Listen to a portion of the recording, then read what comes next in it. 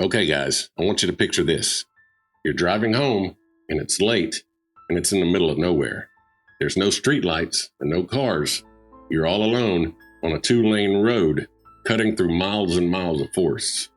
You're tired, the radio's off, it's just you and the hum of those tires on that road. Then, out of nowhere, something cuts through your high beams.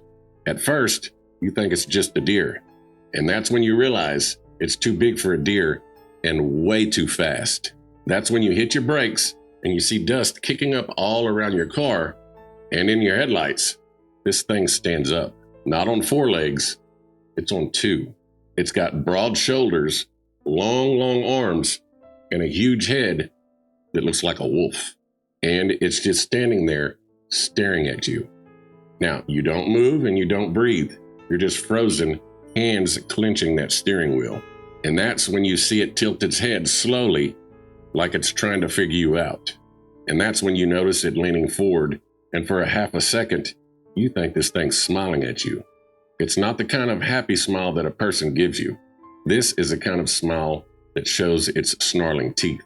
And just like that, thank God, it's gone. No sound, no footsteps. You don't hear a thing. Now, you're sitting there trying to catch your breath and trying to convince yourself that this thing was just an animal. But deep down, you already know better. Because animals don't just stand up in front of your car and stare at you. And whatever that was, it wanted you to see it. I want you to keep that thought in your head tonight. Because if stories like this sound familiar, there's a reason. And you've just had your first brush with the Dogman.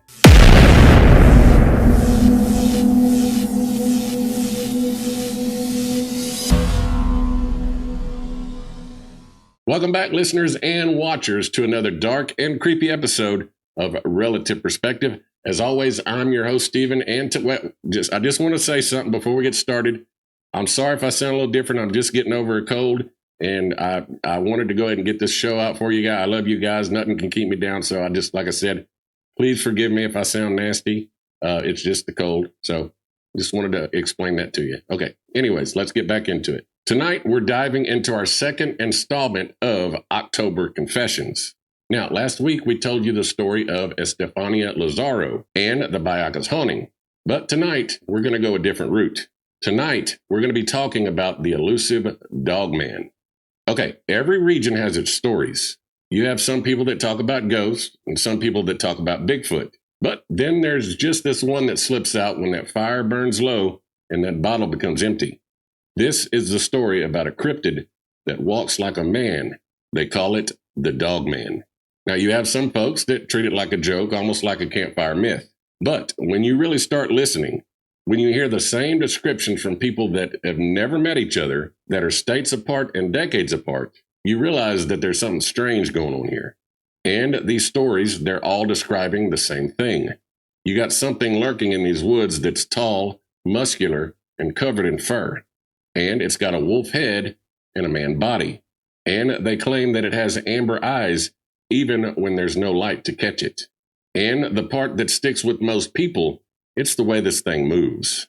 They claim it doesn't run like an animal, and it doesn't act cautious like a predator. Most people claim that it just steps out of the trees and watches you, almost like it's studying you, like it knows exactly what you're thinking. And if you're unlucky enough to make eye contact, that's the moment that you realize that you're not looking at just some legend. You're looking at something that you thought was impossible until that exact moment that you made eye contact with evil. You see, the Dogman, it's not like Bigfoot. Bigfoot, he tends to hide, and he tends to run when people see it. The Dogman, he doesn't do that. This thing, he stands there, his shoulders are squared, just like he's daring you to do something about it.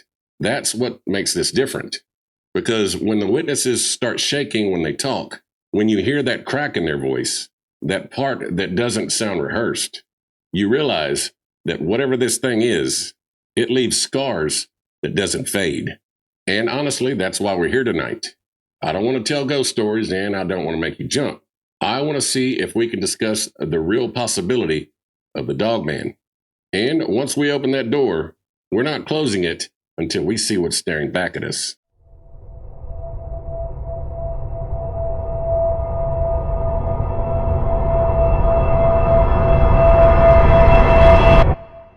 every story, it starts somewhere. But the Dogman story, it just so happens to start a little bit earlier than most people think. Now, before Michigan had highways or logging towns, the native tribes already talked about something that moved on two legs but hunted like a wolf. Now, you have the Ottawa tribe that called it the Wendigo dog. They claimed that this was a spirit that walked upright when it was hungry. And the Potawatomi tribe, I think I said that right, Potawatomi tribe, they told stories of a wolf that trained itself to stand upright so it could trick the other people in the tribe who think that it was actually a man. You had different tribes, different names, but they had the same shape. And here's the weird part. None of those legends were about transformation. This wasn't a man that turned into a beast. To them, this was a beast trying to be a man. That detail shows up again later in the 1800s. This is when those lumber camps, they started cutting deeper into the Michigan forest.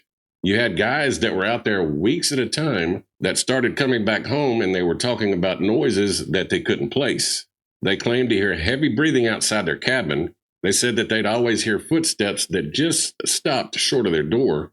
And some of them claimed that they saw faces in the window. They said that they saw long muzzles, and this thing had yellow eyes, and it was fogging up that glass. Now, you had most people that laughed it off after they heard their story. They claimed that these guys worked too long, they drank really cheap whiskey, and they told too many stories by the fireside. But it scared a few of those men to where they never went back into the woods. They thought it'd be better to quit the job, pack up, and haul ass back home. They said it wasn't the bears that they were scared of. They've seen bears. They said that it was the thing that stood up and stayed in their nightmares. By the time these newspapers started printing in that region, a few of these articles slipped through, like the one in 1887 in Wexford County. You had two lumberjacks that swore that they were stalked by a creature that they said stood up but had a face like a dog. Now, the paper ran that article one time, but then they dropped it. But that must have been a pretty important article because locals, they still mention it under laughing breath, but they still mention it. And if you trace the line forward from there, it seems like every 10 years or so, the story pops back up. You had different witnesses, but the same look and the same behavior. It was always near a deep forest or a body of water, and they claim this thing was always walking on two legs. It's almost like the Dogman. It's not traveling. It's waiting for its next victim. Now, you have some folks that think that modern Dogman sightings are new. They think it's maybe a YouTube-era myth that was born out of that creepypasta website. But the truth is, people have been seeing these things since before there were headlights and streetlights to blame on those shadows. So, when someone says there's no proof, you have to ask yourself, how many times does the same story have to repeat before it's not coincidence anymore? Now, once those first logging stories of the Dogman faded out, the Dogman, he didn't go quiet. I think it just learned to wait until people stopped paying attention. And by the late 1960s, we had new witnesses. You had farmers, truckers, hell, you even had cops. Now, you have to understand they didn't use the word Dogman yet, but they all said the same thing. They said he was a tall, animal-looking man that ran on two legs, but they also claimed that he sometimes dropped down on all fours when he had to move faster. Then 1987 rolls around. Now, you have to understand something. This is a very important part of the Dogman story. You had a local radio DJ by the name of Steve Cook who thought it'd be funny to write a song on April Fool's Day, and he called it The Legend. The song was just about a silly story about a half man, half dog that shows up every 10 years or so. After he wrote it, he decided to play it on air one time. But once he played it, the phone lines blew up. Not from people laughing and thinking it was a funny song. These people were serious as hell. You had truckers, hunters, even moms claiming that they saw the exact thing that Steve described in his song. Understandably, Cook thought he was being pranked, right? Until he started getting letters with sketches and photos of proof that this thing is real. None of those people knew each other, but they had the same descriptions and almost the same encounters. And that's where the Dogman gets his name. And just one state over, Wisconsin was having the same problem around the same time, around 1980s and 90s. In a town called Elkhorn, locals started calling this thing the Beast of Bray Road. People weren't just hearing this thing howl. They were actually meeting it up close.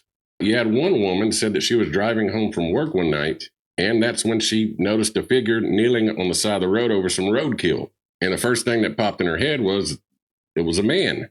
But then it stood up. And she said this thing was huge. It was 7 feet tall. It had fur halfway down its chest. And it had huge hands like claws. And understandably, she hits the gas, she freaks out, and she hauls ass out of there. But she said that this thing kept up with her for over 100 yards before falling back into her cornfield. She told a reporter that she said it looked at me like I was interrupting its dinner or something. And that wasn't the only report. There were a lot more to follow. You had regular people like farmers, school teachers. You even had county workers that were clearing brush along the side of the road. Now, there were enough reports that the local newspaper sent a reporter by the name of Linda Godfrey. Now, you have to understand, she probably expected a bunch of drunks and pranksters. But instead, she said that she found down-to-earth, real people that trembled while they shared their encounters. And she said that their stories matched way too well to be rehearsed. You had police reports, witness sketches, and you even had mold casts of this thing. And all this stuff was logged between around 1989 to 1992. Then, like always, this thing disappears.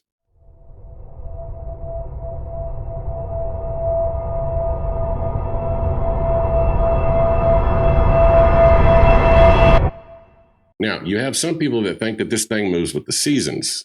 And then you have other people that say it's the same one. They think it's roaming a circuit that runs between Michigan to Wisconsin and then further south. Now, whatever the truth is, whatever it's been doing, it definitely left a mark. And for the first time, people began to realize that this wasn't just a small town myth. It was a map of sightings stretching across the whole country. Now, I want you to understand something. You can ignore stories, but it's a lot harder to ignore paperwork. If you dig through the right local archives, you can definitely find a handful of encounters that aren't just anonymous internet legends. They're printed in black and white with names, dates, and locations. Now, let's start in 1991, where there was a small town paper called The Week, and they ran a story titled Tracking Down the Beast of Bray Road. It wasn't a Halloween piece. This thing was a straight news report. Several residents that lived around Elkhorn had been calling the county humane officer to report a large upright animal that had been stealing chickens and scaring the shit out of drivers. And this officer's name is John Fredrickson. Now, this dude was so thorough that he kept file cards on every call that he got. Now, what's cool is witnesses described this thing in the same way. They said it had broad shoulders, a dog-like head, glowing eyes, and they said that it walked upright just like a man. And that article is still on record today. And if you want to take a look at it, I'll definitely leave a link to it below in the descriptions. Whether the creature was real or not, I don't know. But those people were. And they were so serious about their story that they went on record, which also means that somebody somewhere took them serious enough to hit that publish button. And 15 years later, that same paper ran an anniversary piece. You had the same county and that same stretch of road, but you had altogether different people seeing the same exact thing. And in my opinion, you don't get that kind of consistency in a prank that's gone way out of hand.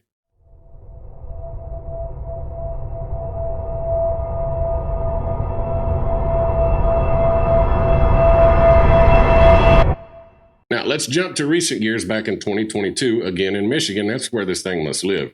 You have a truck driver by the name of Joe Barger, and he decided to go public about his encounter in the Manistee National Forest. Joe claimed that he'd never even heard of the Dogman story before this encounter. Now, it was late at night. He was hauling through the forest when he saw something jet across right in front of his truck. He said it was tall, heavy, and covered in dark fur. And again, he was walking on 2 legs. And when he spotted it, he slammed down on the brakes and he thought he actually clipped it. That's when he stepped out with his flashlight and he started trying to find it. And he noticed it watching him right there in the tree line. That's when he grabbed his weapon and he fired. And Joe said he was a pretty good shot, but this thing didn't fall. He said it backed away real slow and it vanished back in that tree line. Now, I guess the reporter asked if he thought it was a bear or something, and Barger said, "No, I know what a bear looks like." He said this was no bear. He said he'd been hunting all his life and he knew what he saw. Again, this article is still online. I'll go ahead and put a link below to this story as well. But what's cool about it is his name's attached to this story. To me, that's not campfire talk. That's a man standing by what he said with his face for the world to see. None of these reports that we've talked about come with any police report or body cam footage or anything like that. There's no lab report and no DNA to speak of. But the paper trail is real. You had real people, real publications, and most of all, real fear. And when you start stacking those files in 1991, 2006, and in 2022, you start to see something that the skeptics can't just laugh away, because you have different towns, different decades, but the same encounters over and over.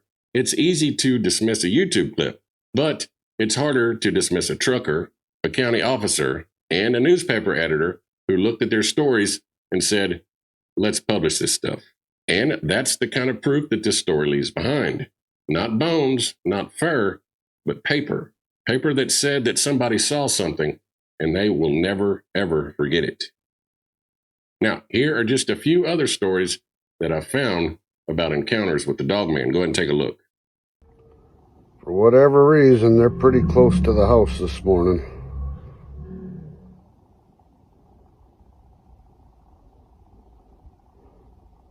Just out of sight, like usual.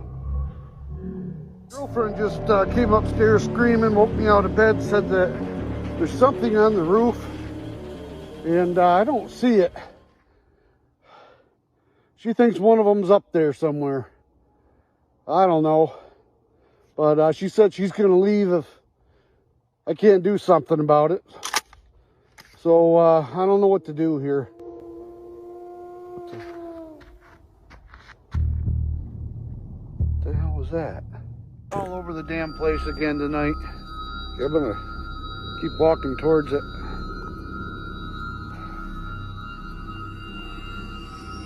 Might actually get to capture something here.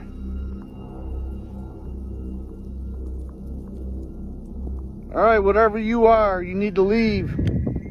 Stay out of this place. This is our home. This is our home. You need to leave. You leave now.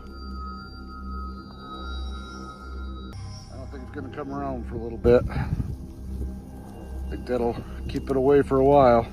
She just woke me up again and said she heard it on the roof, and this time so did I, so you can get out there and have a look.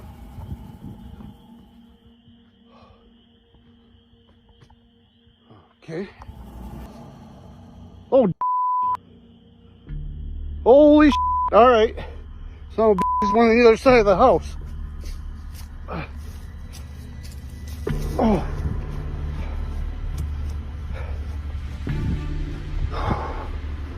Oh. What the hell? Where'd it go? What is that? What the son of a... What's going on here?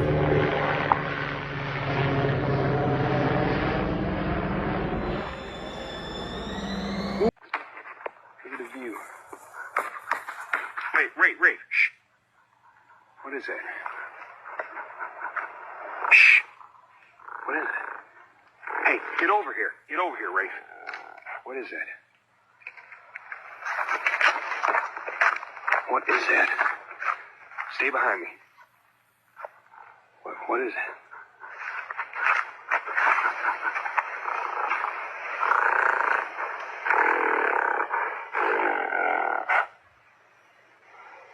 Are you kidding me? All right, let's go, Rafe, go, oh, I'm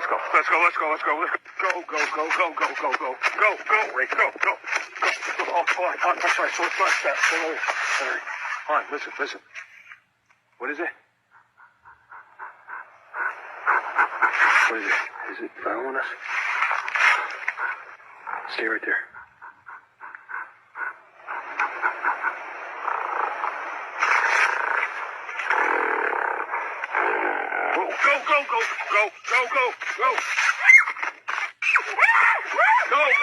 Go. Go. Look at this. Yeah, look at this. Okay, you can only hear so many stories before you start to try to make sense of them. And everybody has their theories. The believers want proof, and the skeptics want closure. But for the Dogman, every explanation seems to hit a wall. Now, let's start with the one that makes most sense on paper. We'll call it flesh and blood. Some claim that they think that this is just an undiscovered species, a surviving predator that's adapted in ways that we've never seen before. Maybe it's some type of mutation, or maybe it's a branch of the wolf line that's evolved to move like us. And if that's true, the scary part is we're not as alone in these woods as we thought we were. We like to believe that we've mapped the world, but surprisingly, there are still places on this planet that we haven't touched yet. There's millions of acres of forest where something could live or die, and we'd never know it even existed. This theory, it sounds neat. It's the kind of theory that you can write down in a textbook, right? But it doesn't explain everything. Like some claim that they see footprints that vanish in mid-stride, or the way that witnesses say that this thing just disappears. And that's where the supernatural theory creeps in. You have a lot of native stories that talk about guardians of the land. They said that they're spirits that watch us from the edge of the trees. Now, sometimes they protect, and sometimes they punish. And in my opinion, the Dogman fits that mold too well to ignore. It doesn't attack without reason. We don't see it feed. It just appears, it lets you see it, then it's gone. Almost like it's warning you, like you've wandered too far into something that doesn't belong to you. Now, then there's people that believe in the dimensional theory. There's people that dig into quantum physics and UFO researchers that kind of see a pattern here. They claim that the Dogman, he's not from another place. They think it's kind of from another layer, that it slips between worlds, kind of like the way that light bends when it hits glass. You got 1 second that it's here, and the next second it's gone. Not because it ran away, but they claim that maybe it stepped sideways into its other dimension. Now, it sounds wild, I understand that, until you realize those same vanishing acts shows up with UFO sightings, shadow people, even some demonic manifestations. You have different stories, different characters, but the same exit. And that brings us to another angle that people either love or avoid, they don't want to talk about. The biblical angle.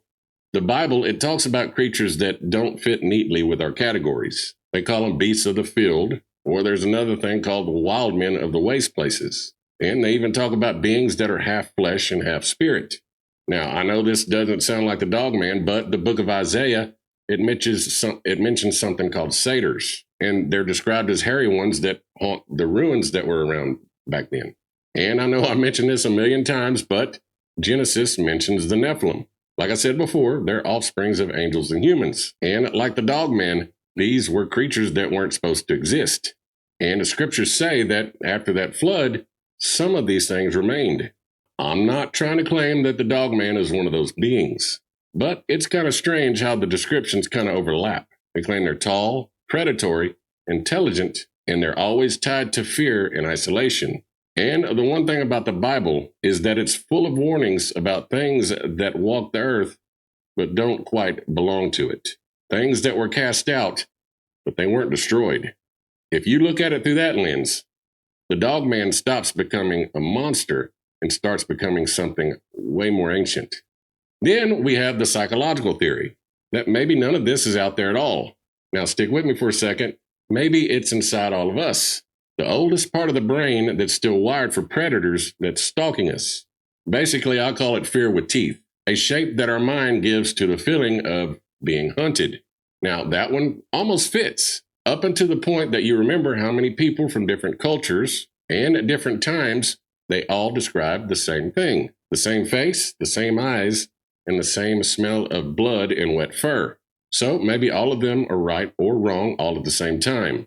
Maybe it's just an animal, maybe it's a spirit, or maybe it's something fallen still walking this world. Or maybe it's all of those things that's layered on top of each other. A living bridge between the flesh, spirit, and fear itself.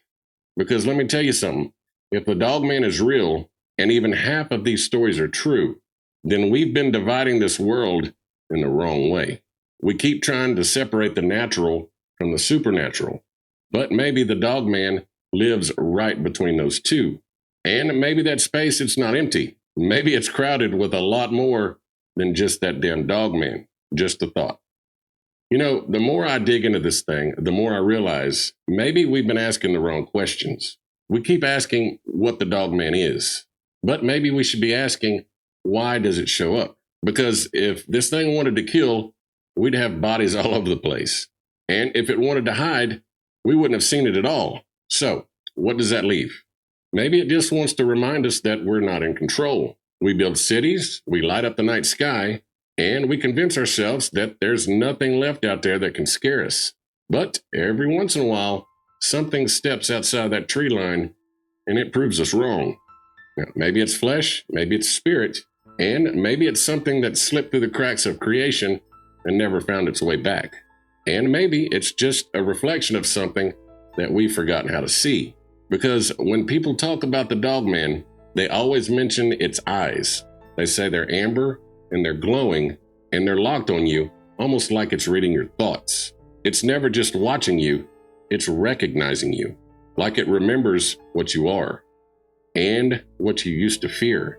Long, long, long before you had streetlights to chase away what scares you. So, if you ever find yourself alone on that back road and you catch movement in the corner of your eye, whatever you do, don't get out of that car. And please don't convince yourself it's nothing, because the second you do, you might realize it's not the dog man out of place. It's you, standing in a world that's still half wild and still haunted. And maybe, just maybe, one of them's been watching you all along.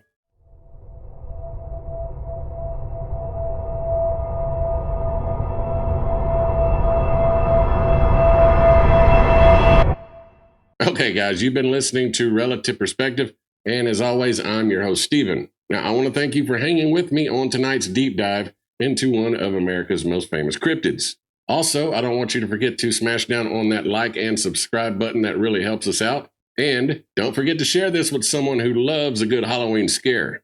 Also, if you've got your own story or you've seen something that you know shouldn't exist, all you got to do is hit me up on relativeperspective76@gmail.com. I'd love to hear your story, and who knows, I might be able to feature it on a future episode. Until next time, I want you to keep your lights on, keep your eyes open, and remember, some legends were never meant to die. Thank you again. God bless you. We love you. And have a good night and happy Halloween. Whew, dog man drive me nuts. Later. God bless you. Love you. Thank you.